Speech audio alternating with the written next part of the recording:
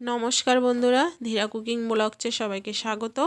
আজকে আমরা নতুন আলু টমেটো দিয়ে লাল লাল ঝোল তৈরি করব রুই মাছের। মাছটা দেখেই বুঝতে পারছেন এটা রুই মাছ, অনেকটাই বড় রুই মাছটা। চলুন আমরা রেসিপিটা শুরু করি। মাছটা আমি প্রথমে কেটে ধুয়ে পরিষ্কার করে নিয়েছি। একে নুন হলুদ মাখিয়ে সরিষার তেলে রান্নাটা করব। নুন হলুদ মাখিয়ে ভাজা করে নেব।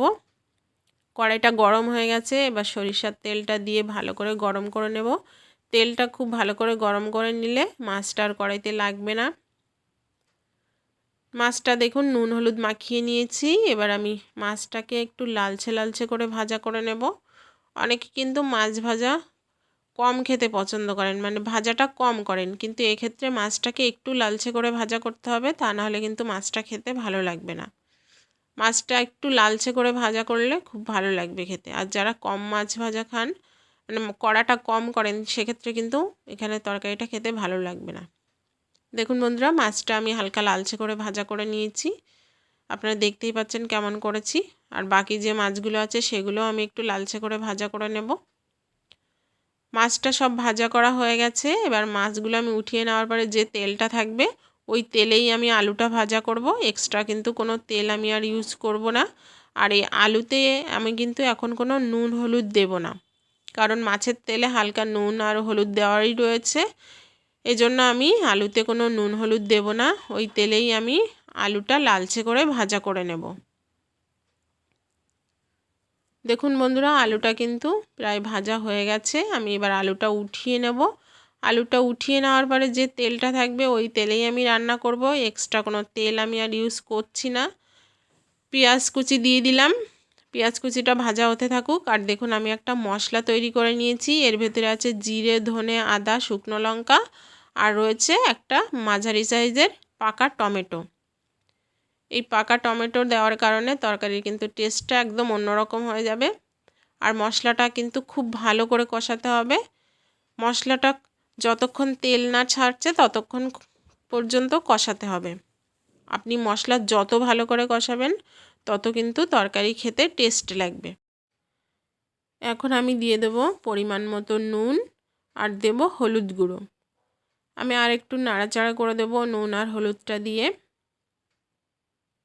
আর খুন্তি দিয়ে কিন্তু একটু ঘন ঘন নাড়াতে হবে, তা নাহলে কিন্তু আবার মশলা পোড়া লেগে যাবে। আর পোড়া মশলার তরকারি খেতে মোটেও ভালো লাগবে না। অনেকটাই হয়ে এসেছে, আপনারা দেখেই বুঝতে পাচ্ছেন। দেখুন তেল ছেড়ে দিয়েছে। মশলাটা কিন্তু আরও একটু কষাতে হবে, তবে আমি আলুটা দিয়ে কষাবো। এবার আলুটা দিয়ে মশলার সঙ্গে খুব ভালো করে আরও একটু কষাবো। আলু আর মশলা খুব ভালো করে কষিয়ে নিতে হবে। দেখুন বন্ধুরা, আলু আর মশলাটা খুব ভালো করে আমি কষিয়ে নিয়েছি। এখন আমি দিয়ে দেব পরিমাণ মতো জল। খুব বেশি জল দেওয়া লাগবে না, যেহেতু আলুটা ভাজতে ভাজতে অনেকটাই সেদ্ধ হয়ে গেছে।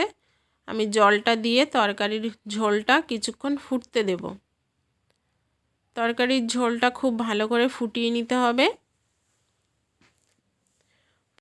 দেখুন বন্ধুরা, তরকারির ঝোলটা খুব ভালো করে ফুটে গেছে। আমি খুন্তি দিয়ে একটু নাড়াচাড়া করে নিয়ে আমি এবার দিয়ে দেব ভেজে রাখা রুই মাছটা।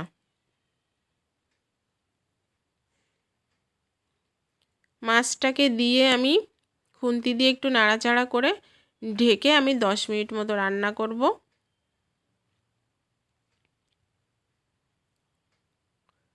10 মিনিট পরে আপনাদেরকে ঢাকনা খুলে দেখিয়ে দিচ্ছি। দেখুন বন্ধুরা, তরকারি কিন্তু প্রায় হয়ে এসেছে, দেখেই বুঝতে পাচ্ছেন আপনারা।